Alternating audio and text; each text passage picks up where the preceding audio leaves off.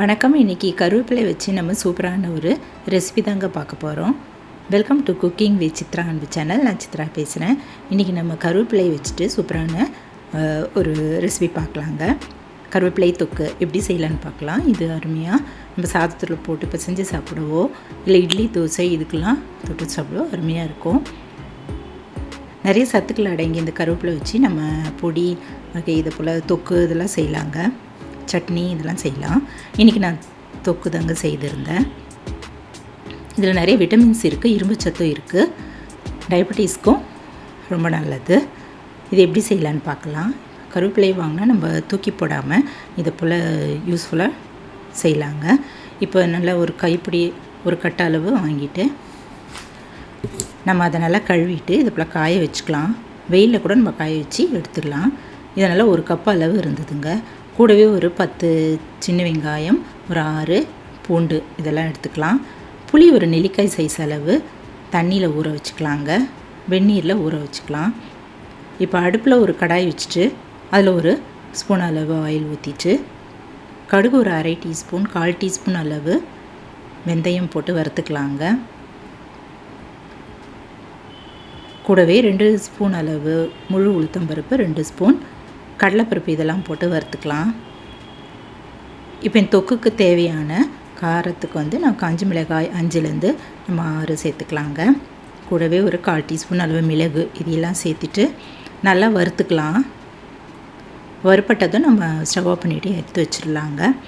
ஆறுனது mixie ஜாரில் போட்டு அரைச்சிடலாம். நல்லா ஆறிடுச்சு. இந்த புளி நம்ம கரைச்சி ஒரு 1/4லேருந்து 1/2 டம்ளர் அளவு வடிகட்டி எடுத்து வச்சுருவோம்.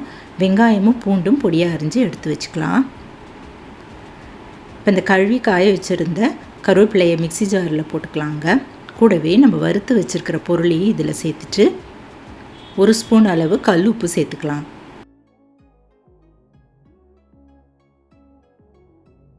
மிக்சியில் போட்டு அரைச்சிட்டு கொஞ்சம் கொஞ்சமாக தண்ணி ஊற்றிக்கலாம். நல்லா பேஸ்ட் மாதிரி இது போல் எடுத்து வச்சுக்கலாங்க.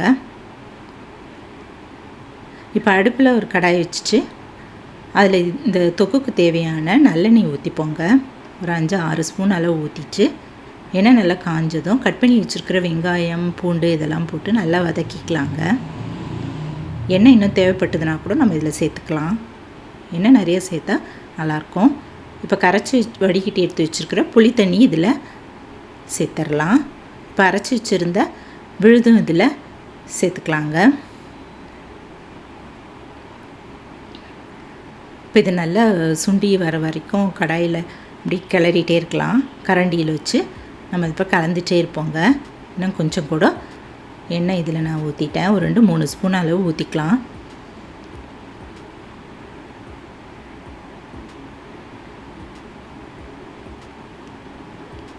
இதில் கொஞ்சம் உப்பு தேவைப்பட்டது, அதனால் ஒரு 1/2 டீஸ்பூன் அளவு உப்பு சேர்த்துட்டேங்க.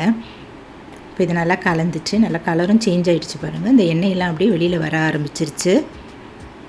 இந்த டயத்தில் கடைசியில் ஒரு ஸ்பூன் அளவு வெல்லம் இதில் சேர்த்துக்கலாங்க. சேர்த்துட்டு நல்லா கலந்துட்டு ஒரு நிமிஷம் வரைக்கும் அடுப்பில் வச்சு இருந்துட்டு நம்ம இறக்கிடுவோம்.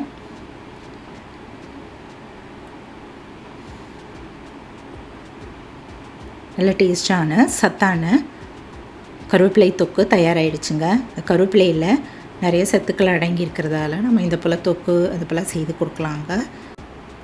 சூடான சாதத்தில் நம்ம ஒரு ஸ்பூன் நெய் ஊற்றிட்டு நம்ம இது ஒரு ஸ்பூன் அளவு தொக்கு அதையும் போட்டுட்டு பிசைஞ்சு கொடுத்தா சின்னவங்க பெரியவங்க எல்லாருக்குமே ரொம்ப நல்லதுங்க. விரும்பியும் சாப்பிடுவாங்க. இது நம்ம உணவில் அடிக்கடி சேர்த்துக்கிறதால ஹேர் ஃபால் ஆகாமல் இருக்குது. அதே சமயம் முடி நல்லா கருகருன்னு வளருது. இதில் ஆயில் கூட தயாரிக்கிறாங்க. நம்ம கடையில் காய்கறி வாங்கும்போது கூட கொடுக்குற இந்த கருவேப்பிலையை வேஸ்ட் பண்ணாமல் நம்ம இதை போல் யூஸ்ஃபுல்லாக செய்யலாங்க. நீங்களும் இந்த டேஸ்டான கருவேப்பிலை தொக்கை இதை போல் ஒரு முறை செய்து பாருங்கள். பிளட் சுகர் லெவலில் கண்ட்ரோல் பண்ணுறதால டயபெட்டிஸ்க்கும் இது ரொம்ப நல்லது. இதை நம்ம ஃப்ரிட்ஜில் வச்சு கூட பயன்படுத்திக்கலாம். இந்த வீடியோ பிடிச்சதுன்னா என்னுடைய சேனலான குக்கிங் வித் சித்ரா அன்பு சேனலை சப்ஸ்கிரைப் பண்ணிக்கோங்க. தேங்க்ஸ் ஃபார் வாட்சிங். நம்ம அடுத்த வீடியோவில் பார்க்கலாம். நன்றி, வணக்கம்.